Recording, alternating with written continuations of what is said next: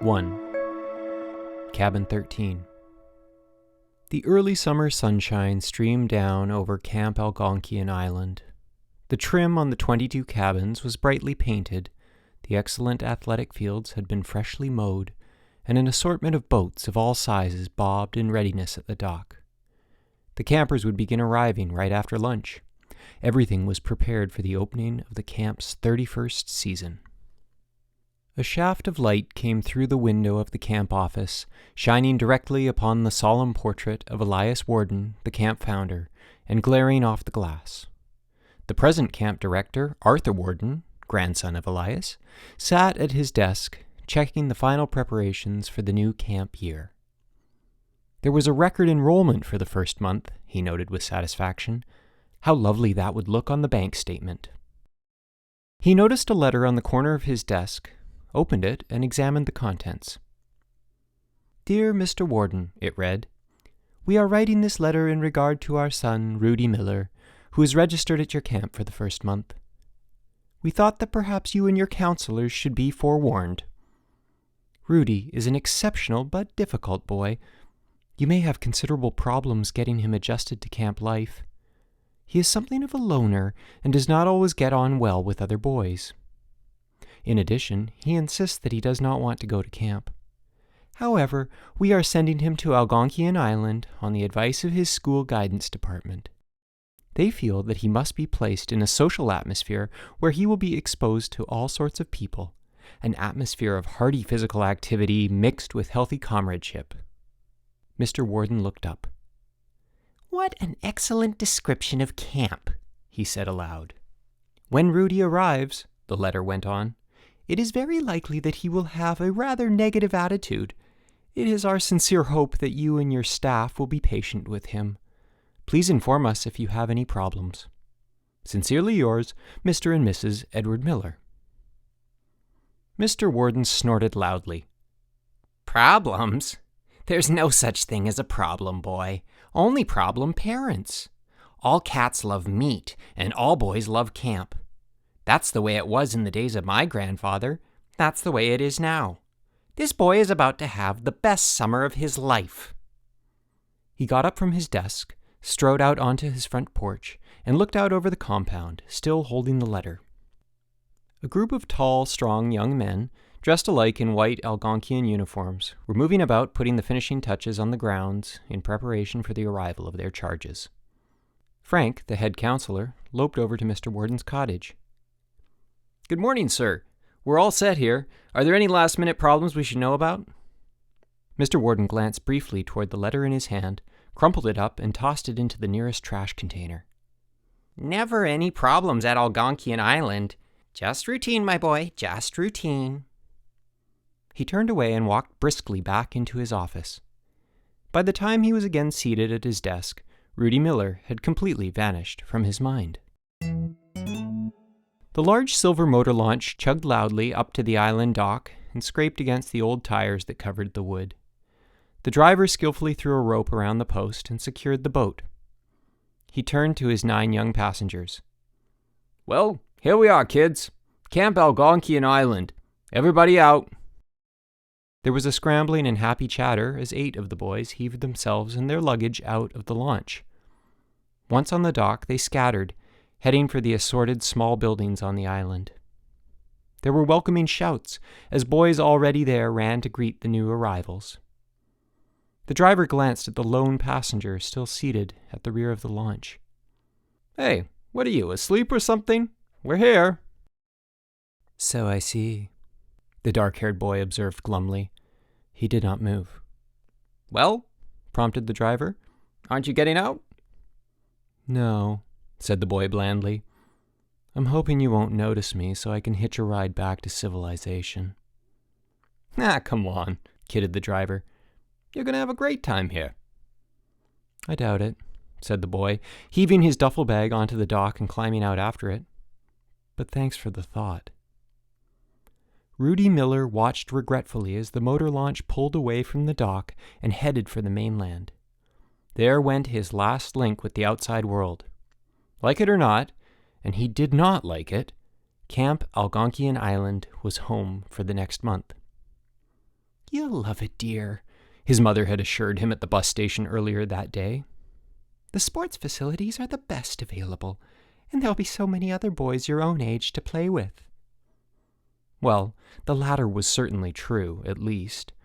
He had come up on the bus and over on the launch with 8 others, and there were hundreds more swarming all over what he could see of the island, everyone obviously delighted to be here. Rudy abandoned all attempts to understand such an attitude. He was here thanks to the school guidance department. Thanks, but no thanks. Guidance should stick to timetabling and stay out of other people's heads. An athletic young man with a clipboard loped up and grinned into Rudy's face. "Ah, here you are. The 9th guy from the launch. You must be Miller." Rudy nodded non-committally. "Hi, I'm Dave, the swimming coach. You're in cabin 13, right over there." He indicated the row of small wood-frame buildings which lined the camp's central compound. 13, repeated Rudy softly. "Marvelous." "You're new here, eh?" said Dave brightly. "This your first summer at Algonquian?" Rudy nodded. "And hopefully my last." Dave stared at him momentarily, then went on. "I'm making up my life-saving class. What level of swimming are you at?" Rudy thought carefully. "What comes before tadpole?" "Before tadpole," the instructor repeated. "Non-swimmer. Oh well, we're going to have you swimming soon enough. By the time this month is over, you'll be a regular ocean-going vessel." "I doubt it," said Rudy calmly. He slung his duffel bag over his shoulder and walked across the compound along one of the many well-worn paths, this one leading to cabin 13. Standing in the doorway was another athletic-looking young man, dressed like Dave in an Algonquian t-shirt, shorts, white socks and track shoes, and sporting a whistle around his neck. On his face was Dave's elaborate grin. Rudy looked at Dave and then again at the counselor of cabin 13. A clone, he decided. There were 2 of them. "Hi there," the clone greeted him with a hearty slap on the back. "I'm Chip, your bunk counselor. What's your name?" "Just put me down as anonymous," said Rudy. Undaunted, Chip glanced at the tag on the duffel bag. "Rudy Miller. Welcome aboard, Miller. You're the first to arrive. You got the pick of the bunks." Rudy stepped inside and looked around with distaste. There were 3 double-decker bunk beds in a line on each side of the room, and a small private bedroom at the front, just inside the door. Rudy went into the private room and sat down on the bed. "I'll have this one," he decided. "Oh, no," said Chip seriously. "This is the counselor's room. I sleep here. But you can have your pick of all the others." "Not much privacy out there," Rudy remarked mildly. "Hey, you don't need privacy. We're all going to be one big happy family, and we're going to have lots of fun." Rudy glared at him, shook his head resignedly, and walked out of the small room. Once again he surveyed the bunks, and selecting the lower bed in one of the far corners, stuffed his duffel underneath and threw himself down on the thin mattress. "That's right," Chip said approvingly. "You just make yourself comfortable. I'm going to stand outside and greet the rest of the guys." He stepped out the front door. Rudy looked around thoughtfully. Soon the other bunks would be occupied, and the room would be burgeoning with bodies. He stood up and pulled the sheets off the bunk directly above him. Then, stuffing the ends in under the upper mattress, he let the sheets fall to the floor, completely draping his own bed off from the rest of the room.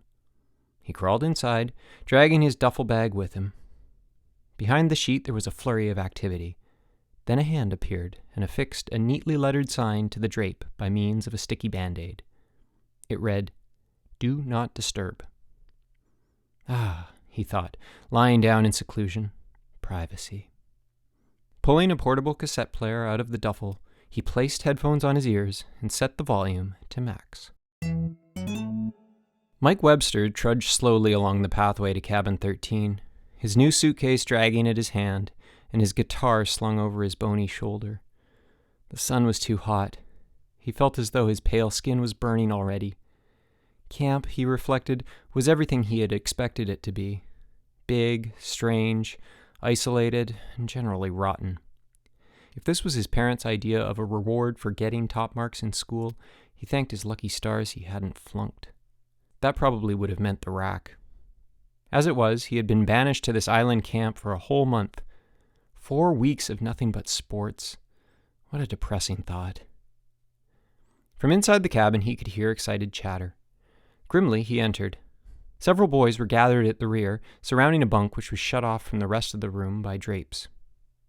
"Don't tell me," blurted Mike. "We're quarantined with mumps." One of the boys turned to face him. "Nah, it's probably just a nut." "Probably?" asked Mike. "Don't you know?" "I'm not poking around in there," said another boy. "Look at the sign." Mike read the sign. "Is anybody in there?" "Who knows?" shrugged a tall boy. "My bunk is up front. Why should I worry about it?" With a sinking heart, Mike looked around. All the bunks were occupied except for the one right above the mysterious nut. Zonked again. Camp was getting worse by the minute. Cautiously, he climbed up the small wooden ladder and looked at his bed. "Hey, there are no sheets up here." "Tough," came a muffled voice from below. "There is someone in there," whispered one of the boys. "Are those my sheets?" Mike demanded of the hidden presence. "They came from up there," said the voice. "Well, this is where I have to sleep," shouted Mike. Chip came bounding into the cabin. "What's going on in here? What's all the yelling about?" He stopped short at the sight of the draped bunk. "Miller, is that you in there?" He ripped the sheets down, revealing Rudy and his cassette player. Rudy turned off his music. "I just wanted a little privacy," he said quietly. "Nobody comes to camp for privacy," said Chip brightly. "Only because they can't get any," Rudy replied. He turned over and switched the cassette back on. "Wake me up in a month." Chip stared at him for a moment, then turned to Mike. "Hi. I didn't catch you on the way in. What's your name?" "Mike Webster," Mike replied without much enthusiasm. "Welcome aboard. I'm Chip, your counselor." He gestured to the rest of the boys. "Obviously, Miller's a little homesick," he said in a low voice. "We'll all have to do our best to make him feel at home." "He's a nut," said Harold Green, a short blonde boy. "Why did our cabin have to get stuck with a nut?" "Knock it off," said Chip. "He's just homesick. He'll come around once we get into the activities. Here, Webster, I'll help you make your bunk." The boys from cabin 13, sweaty and tired from playing baseball, came laughing and shouting into their cabin to change for dinner. "Well, we lost," said Chip brightly, "but we had more fun than they did." "Sure," laughed someone. "They're exhausted from all that base running." "Wow," exclaimed Harold Green, pulling off his sweat socks. 37-0. "A no-hitter," moaned Adam Willis, a tall boy with red hair. "That was some sacrifice bunch you hit, Webster," exclaimed Chip with forced enthusiasm. "Too bad there was nobody on base, or else we really would have showed them something." Mike smiled thinly. "Thanks." He had always hated baseball. His bunt had been the result of the hardest swing he could manage. "Congratulations," muttered a low voice sarcastically. Everybody turned. They had forgotten Rudy, who was still lying on his bunk, listening to his music. "Ah, Miller," said Chip brightly. "We missed you out there. You'll play next time." "I doubt it," said Rudy softly. "I don't play baseball." "Well," said Chip, still smiling, "dinner's in 10 minutes. "You do eat, don't you?" put in Harold. Rudy cast him a withering glare. The mess hall was crowded and noisy. Rudy had tried to find a secluded spot to eat his dinner, but there was no such thing. Each cabin had its own table with its own clone to watch over things. There wasn't even any elbow room. He had been directed to carry his tray to table 13. That number again! Now he found himself sitting on a hard bench right next to Mike Webster. "Hi," said Mike timidly. Rudy acknowledged this greeting with a curt nod, then shook his head and took a bite of his dinner. He chewed thoughtfully, swallowed, and put down his fork. He said, "What is this material?" "It's beef stew," mumbled Chip, his mouth full to overflowing. "Isn't it great?" "No," said Rudy flatly. "Oh, well, you just don't have much of an appetite because you didn't play baseball," the counselor explained. "Isn't it delicious, Webster?" Mike looked sadly at his plate. "Yeah, great," he muttered. He had not even ventured to taste it yet. Maybe it was true that a person could fast for almost a month at a time. Rudy stood up and lifted his plate. "Since you like it so much," he said mildly, "have mine." He delicately scraped all his stew onto Mike's plate. "Miller, leave the table," ordered Chip. "Certainly," exclaimed Rudy. He climbed over the bench and walked out of the mess hall. "What a nut," exclaimed Harold. "Yeah," agreed Joey Peters, a small dark boy. "Why did we get stuck with him?" "He's just homesick," Chip maintained. "He'll come around as soon as he realizes the fun he's missing. Just let him be." "I'm not going near him," Harold promised. "He's a nut." "Okay, lights out," announced Chip. "Because it's the first night and you're all excited, you don't have to go right to sleep. I'll be at a counselor's meeting for an hour or so. Just keep it down to a low roar." He left. Instantly, the boys began chattering amongst themselves. Mike Webster climbed up to his bunk and lay down, trying not to think of real food. He felt a kick from below. "Do you have to hang there like that?" asked Rudy in annoyance. Mike sat up, pulling his guitar out of its case, and began to strum absently.